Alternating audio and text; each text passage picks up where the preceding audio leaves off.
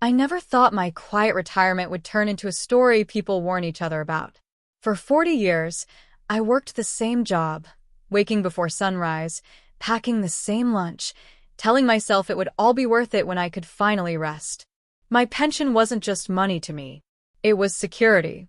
It was proof that all those missed holidays and tired evenings meant something. I planned to spend it slowly, carefully, the way you hold something fragile in your hands. I had no idea that one decision, made out of love for my daughter, would change everything. My daughter, Emma, has always been my world. I raised her mostly on my own after her mother passed away, and from the moment she learned to walk, I promised myself she would never feel alone. Even when money was tight, I tried to give her what I could. New school shoes, birthday cakes, the little things that say, "You matter." So when she came to me one evening, eyes shining, talking about a once-in-a-lifetime trip, I didn't see a warning sign. I saw my little girl, grown up but still chasing joy. She said she needed a break. Life had been hard, work stressful, and she felt stuck. The trip, she said, would clear her head and help her find herself. She talked fast, full of excitement, showing me pictures on her phone. Beaches, mountains, smiling faces. I listened quietly, nodding, feeling that familiar pull in my chest. The part of me that always wanted to fix things for her woke up again. When she finally asked about the money, my pension, she tried to sound casual. "I'll pay it back," she said quickly. "It's just temporary." I hesitated. Every instinct told me to be careful. But then she smiled the way she did as a child when she wanted reassurance, and I folded. I told myself it was just money. I told myself family comes first. I told myself I could manage without it for a while. The day she left, I stood in the doorway and watched her pull her suitcase down the steps. She hugged me tight, promised to call, promised everything would be fine. When the door closed behind her, the house felt bigger than it ever had before. Too quiet. I tried to push the unease away. I made tea, sat at the kitchen table, and stared at the empty chair across from me. The first few days were calm. She sent messages from the airport, then photos from her hotel. She looked happy, carefree. I smiled at the screen, trying to ignore the small voice in my head asking questions I didn't want to answer. Weeks passed, and the messages became shorter. Then they slowed down. Then one day, they stopped altogether. I told myself she was just busy. Traveling can be distracting, I thought. Still, something didn't feel right.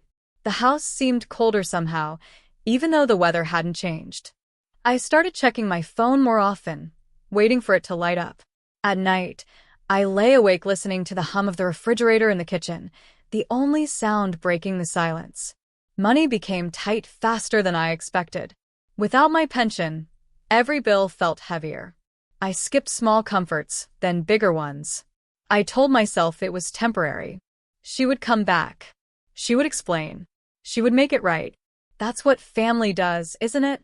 When Emma finally returned, it wasn't with a cheerful knock or a warm hug. I heard the door open while I was in the living room, and her footsteps sounded hesitant, almost unsure. She looked tired, thinner somehow. Her eyes avoided mine as she set her bag down. We exchanged a few awkward words, nothing real, nothing honest. I wanted to ask about the money, about the silence, but fear held my tongue. I didn't want to push her away. She said she was hungry and walked toward the kitchen. I stayed where I was, my heart beating faster for reasons I couldn't explain. The fridge door opened with its usual creak. There was a pause. Then I heard it. A scream. Sharp. Terrified. The kind of sound that freezes your blood. I jumped up and rushed toward the kitchen, my mind racing. In that split second, 1,000 thoughts crashed into each other. Was she hurt? Had something fallen? Was there an intruder? Her scream echoed in my ears as I reached the doorway. She stood frozen in front of the open fridge, one hand covering her mouth, eyes wide with shock. Whatever she was looking at had drained all the color from her face. I followed her gaze, my own breath catching as I realized this moment was bigger than an empty shelf or spoiled food. This was something else.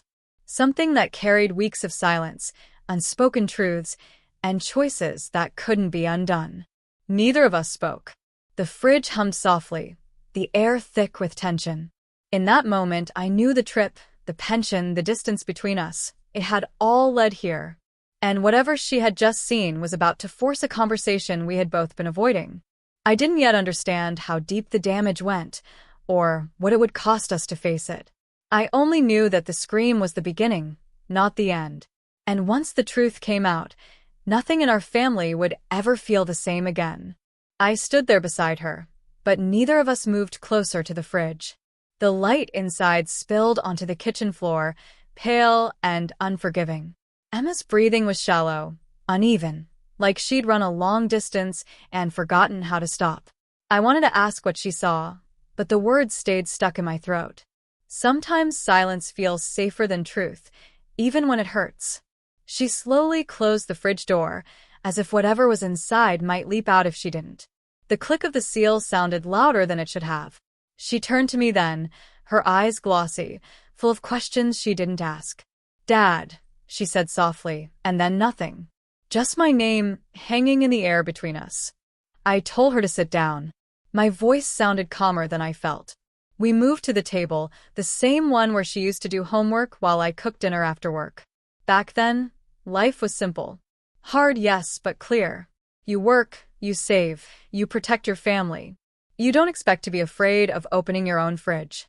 She asked me how long it had been like that. I asked her what she meant. We danced around the subject, both pretending we didn't know exactly what the other was talking about. Finally, she stood up again and walked toward the window, crossing her arms like she was cold. "You should have told me," she said. There was hurt in her voice, but also something else. Guilt, maybe. Or fear. I wanted to laugh at that. Told her what? That my pension was gone? That I'd been counting coins at the grocery store? That retirement wasn't peaceful like I'd imagined, but filled with quiet panic and long nights staring at the ceiling? I swallowed hard and looked at my hands instead. The truth is, when she took that money for her trip, I told myself I could handle the rest. I didn't want to worry her. She already had enough on her plate, or so I thought. I cut corners where I could. I skipped meals some days. I told myself hunger was temporary, just like everything else. Pride can make you do foolish things, especially when you're a parent. Emma turned back toward me, her face tight. She asked why I didn't say anything when she stopped calling. I told her I didn't want to be a burden. The word tasted bitter as it left my mouth. A burden. After all those years of working, saving, planning, that's what I felt like. An old man clinging to promises that might never be kept. She sat down again, rubbing her temples. "The trip wasn't what I said it was," she admitted quietly. That caught my attention. I looked up, really looked at her, and saw how tired she truly was. The excitement she'd left with was gone, replaced by something heavier. Regret, maybe. Or shame. She told me bits and pieces, never the whole picture. There were problems. People she trusted who didn't turn out to be trustworthy. Expenses that spiraled out of control. Every sentence felt like it was missing an ending, like she was stopping herself from saying too much. I didn't push. I was afraid of what I might hear. My eyes kept drifting back to the fridge, even though it was closed now. That scream replayed in my head over and over. Whatever she saw in there wasn't just about food. It was about consequences. About time passing while we both looked the other way. Later that night, after she went to bed, I opened the fridge myself. I stood there longer than I needed to, letting the cold air wash over me. It felt like standing in front of a mirror that showed more than just my reflection. It showed every choice I'd made since she left. Every bill I'd paid late. Every meal I'd skipped. Every excuse I'd made for her and for myself.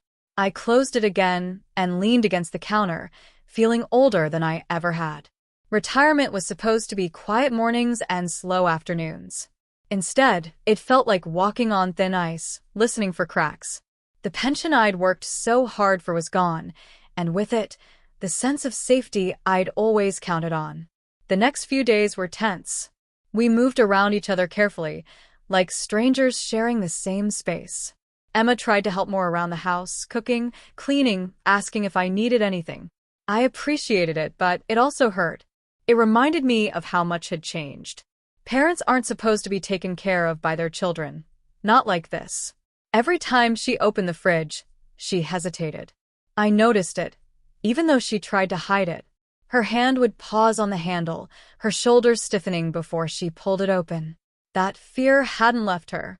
Whatever she'd seen that first day stayed with her, lingering in the air like an unfinished sentence. One afternoon, she asked about the pension directly. How much was left? When would the next payment come? I answered honestly, though each word felt like stripping away another layer of dignity. She went quiet, nodding slowly. I could see the weight of it settling on her, the realization that this wasn't just a story anymore. It was real. It was here. And it involved both of us. That night, I heard her crying through the thin walls. Soft, broken sobs she probably thought I couldn't hear. I stayed in my bed, staring at the dark, unsure of what to do. Comfort her? Give her space? Sometimes the days that followed felt heavier, like the air itself had thickened. Emma stayed longer in her room, coming out only when necessary. I pretended not to notice, but every closed door echoed in my head. I kept thinking about how easy it had been when she was younger, when problems could be fixed with a hug or a simple promise. Now, every issue seemed layered, tangled with money, pride, and unspoken blame. One morning, I woke up early out of habit and made coffee. I poured 2 cups without thinking, then stared at the extra mug as it cooled on the counter. When Emma finally came into the kitchen, she looked surprised to see it there. She smiled faintly and took it, but her hands were shaking. We stood there sipping in silence, the hum of the fridge filling the gaps where conversation should have been. She asked me about my old job, something she hadn't done in years. How long I'd been there. Why I stayed so long. I told her the truth. Stability. Fear. Responsibility. I believed that if I worked hard enough and saved carefully, nothing bad could touch us. Saying it out loud made it sound foolish, like I trusted a fragile wall to protect us from a storm. Emma nodded, staring into her cup. She said she'd always thought I was unbreakable. That hurt more than she knew. I wanted to tell her that strength isn't the same as safety, that even strong things can crack when pushed too far. But I stayed quiet, letting her version of me exist for a little longer. Later that day, I overheard her on the phone. She was whispering, pacing the hallway, her voice tight. I caught words like money, I can't, and it's worse than I thought. When she noticed me, she ended the call quickly. Our eyes met for a second too long. Something passed between us then, an understanding that there were still secrets in this house, still debts that weren't written on paper. I started to notice small changes. Groceries disappearing faster than usual. Emma leaving early and coming back late, saying she was meeting someone or running errands. I didn't ask too many questions. Part of me was afraid of the answers. Another part was tired. Tired of holding things together with silence. One evening, she brought home bags of food and carefully arranged them in the fridge. She kept checking the shelves, adjusting items, as if trying to fix more than just what was inside. When she finished, she stood there staring for a long time. I watched from the doorway, seeing how tense her shoulders were, how controlled her breathing had become. That fridge had turned into a symbol neither of us could escape. She finally turned and said, "I didn't think it would go this far." I asked what she meant. She shook her head, eyes filling, and said she needed more time. Time. That word again. The same word I'd used when she first asked for my pension. Temporary. Just for now. We were both living inside that lie. At night, I lay awake thinking about the future. Retirement no longer felt like rest. It felt like a test I was failing. I wondered how many others were out there like me, quietly struggling after giving everything to work and family. The pension I trusted was gone, and the safety net I thought I had was thinner than I ever imagined. I started going through old paperwork, trying to understand exactly where I stood. Statements, letters, numbers that blurred together. Emma watched me once from the doorway, her face pale. She asked if I was worried. I said no out of habit. She didn't believe me. I could tell by the way she bit her lip and looked away. A few days later, A letter arrived in the mail. Emma picked it up before I could. I saw her read the first line, her face changing instantly. She handed it to me without a word. I didn't open it right away. I didn't need to. The weight of it sat heavy in my hands, full of consequences I wasn't ready to face. That night, we argued for the first time since she came back. Not loudly, but sharply. Every word felt like it had an edge. She accused me of hiding things. I accused her of leaving me in the dark. The pension came up, the trip, the silence. Years of unspoken resentment slipped into the room, filling every corner. She told me she felt trapped, that the trip was supposed to be her escape. I told her I felt abandoned. The words hung between us, raw and painful. She cried. I did too, though I turned away so she wouldn't see. Fathers aren't supposed to cry in front of their children, or so I'd always believed. After that, things grew even quieter. The kind of quiet that isn't peaceful but tense, like the pause before something breaks. Emma stopped trying to organize the fridge. I stopped pretending everything was fine. We both moved carefully, aware that one wrong step could send us tumbling into a conversation neither of us was ready to finish. I began to see the trip differently now. It wasn't just a vacation. It was a turning point. A crack in the story we'd been telling ourselves about family, sacrifice, and trust. The pension wasn't just money anymore. It was proof of how far love can stretch before it starts to tear. Sometimes, late at night, I'd hear Emma pacing her room, making phone calls in hushed tones. I wondered who was on the other end. Someone from the trip? Someone waiting for money that didn't exist? The thought made my chest tighten.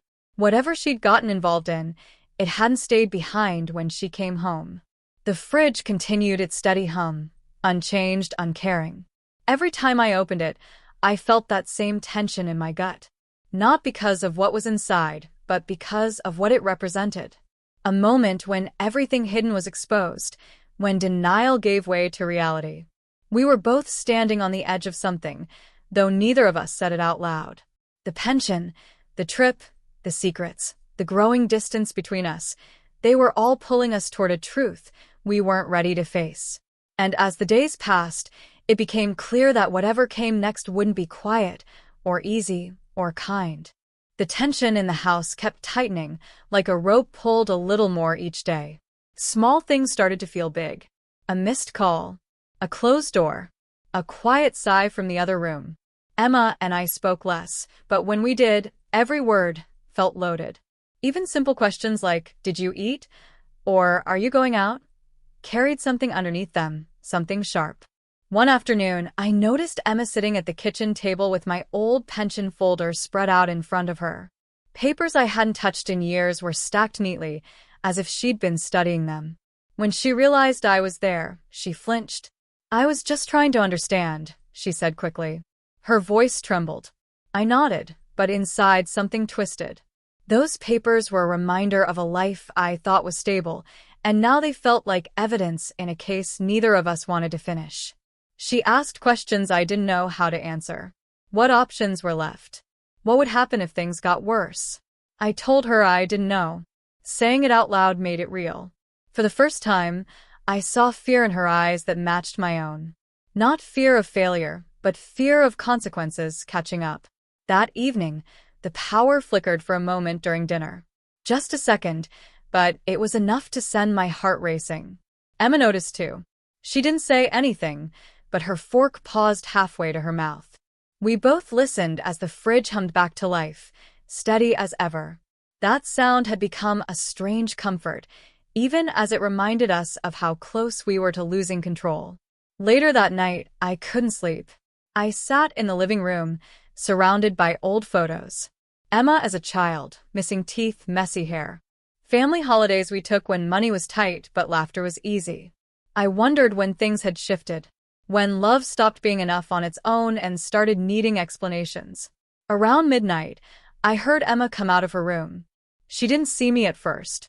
She went straight to the fridge, opened it, and just stood there. No scream this time. Just silence. When she finally noticed me, she jumped slightly.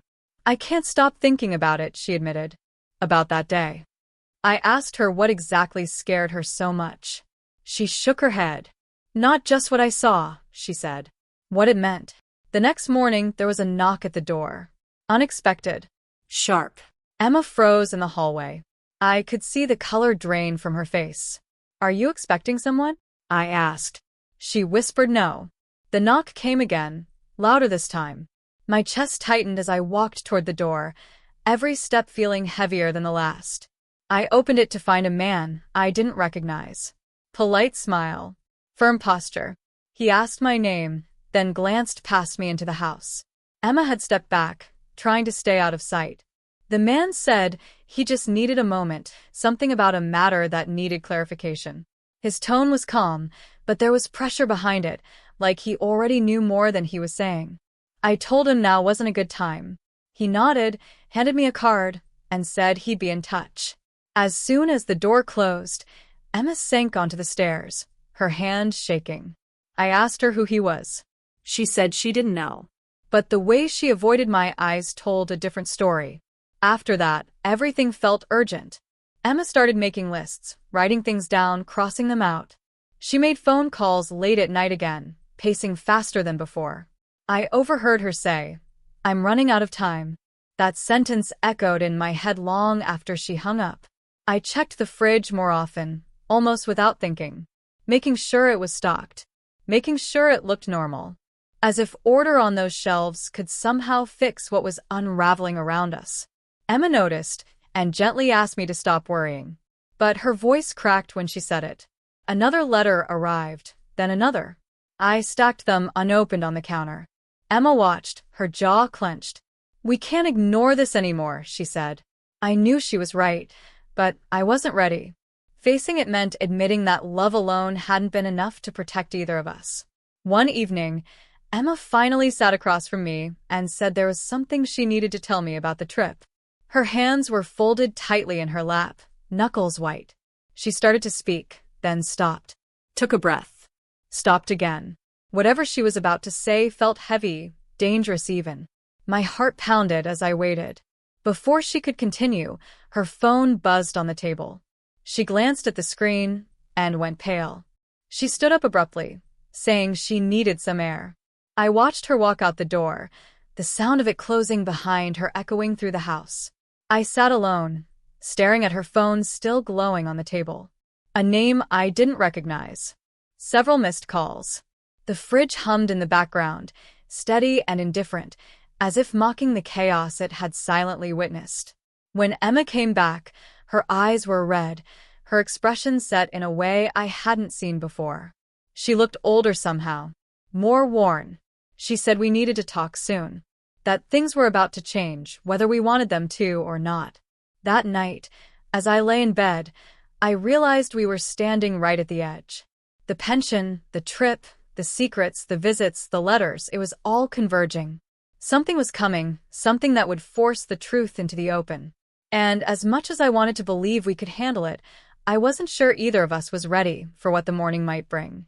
Pick up from where the last part ended, and write introducing a second plot twist or escalating the main conflict. This section should raise the stakes, surprise the audience, and drive the story toward its climax. Keep building suspense without resolving the main plot, and maintain SEO with relevant keywords. Ensure the narrative flows seamlessly from the previous sections. Also, do not make any headings. Only write story in paragraphs. Also, make the script human-centric and don't give feel of AI-generated. Also, don't create violated content which can affect YouTube policy. Pick up from the previous section and write revealing the story's climax. Resolve the main conflicts, but include a final unexpected twist to surprise the audience. The climax should be intense and satisfying, providing a resolution to the key plot points while maintaining suspense until the very end. Keep the narrative engaging with relevant keywords. Also, do not make any headings. Only write story in paragraphs. Also, keep the wording simple and natural tone. Also, make the script human-centric and don't give feel of AI-generated. Also, don't create violated content which can affect YouTube policy. Morning came quietly, almost gently, as if the house was giving us one last chance to breathe before everything spilled out. Emma was already awake, sitting at the kitchen table when I came in. Her phone was face down, untouched. The fridge hummed the same way it always had, but for the first time, it didn't feel like a threat. It felt like a witness. She asked me to sit. I could tell this was it. No more pauses, no more half-truths. Her voice was steady, but her eyes gave her away. She told me the trip wasn't just about finding herself. She had gone with someone she trusted, someone who promised opportunities, freedom, a way out of feeling stuck. It started small, she said. A shared expense here, a favor there. Then things snowballed. Money disappeared faster than she expected, and when she realized she was in too deep, panic took over. She admitted she used more of my pension than she originally planned. Not out of greed, but fear. She kept telling herself she'd fix it before I noticed. That she'd come home with answers, with a solution. Instead, she came back with problems that followed her through the door. The man who knocked, the letters, the phone calls, they were all connected to that trip. Not criminals, not anything dramatic, just pressure. Deadlines. Expectations she couldn't meet. The kind of stress that creeps in quietly and convinces you that hiding is easier than asking for help. I listened without interrupting. Part of me wanted to be angry, to list every sacrifice I'd made, every hour I worked for that pension. But as I looked at her, sitting there small and exhausted at my kitchen table, anger gave way to something else. Sadness. Understanding. Love even when it hurts. Then she talked about the fridge. The scream. She said opening it and seeing how empty it was made everything real all at once. The trip wasn't an idea anymore. The pension wasn't just numbers. It was her father skipping meals. It was consequences she could no longer avoid. That moment shattered whatever excuses she'd been holding on to. I told her my side then. About the nights I lay awake worrying. About feeling ashamed for struggling after retirement. About not wanting to be another problem in her life. We both laughed softly at that, not because it was funny, but because it was painfully human. Two people trying to protect each other and failing in the process. We opened the letters together. One by one. Read them slowly. Nothing as terrible as our imaginations had made it. Difficult, yes. Stressful, definitely. But manageable. There were payment plans. Conversations to be had. Time if we used it wisely. The biggest relief came when we stopped pretending. When we treated the pension loss not as a betrayal, but as a shared mistake born out of fear and love mixed together. We made a plan. A real one. Tight, careful, honest. Emma offered to take on extra work. I agreed to accept help, even when my pride protested. In the weeks that followed, life didn't magically become easy. Retirement still looked different than I'd imagined. Money was still tight, but the house felt lighter. We cooked together again. Talked more. Laughed at small things. The fridge stayed full, not just with food, but with a sense of stability we rebuilt piece by piece. One evening, Emma stood in front of the fridge and smiled. No hesitation this time. She grabbed leftovers and turned to me. "You know," she said, "I think that fridge saved us." I knew what she meant. It wasn't about what was inside it. It was about what it forced us to face. I learned something through all of this. About retirement, about family, about trust. Money matters, yes. Pensions matter. Planning matters. But silence costs more than any dollar amount. And love, real love, doesn't mean fixing everything alone. It means letting yourself be seen, even when you're scared. Emma eventually paid back part of what she took. Not all of it, not yet. But she's trying. And that matters. More than numbers on a page. More than pride. What matters is that we found our way back to each other before the distance became permanent. Sometimes I still think about that first scream. How close we came to losing something far more valuable than money. And every time I open the fridge now, I don't feel fear. I feel grateful. Grateful for second chances. For hard conversations. For the reminder that family isn't perfect, but it's worth fighting for. If there's one thing I'd say to anyone listening, it's this. Talk sooner. Ask questions. Don't wait for a scream to tell you something is wrong. Because sometimes, The scariest moments lead to the most important truths.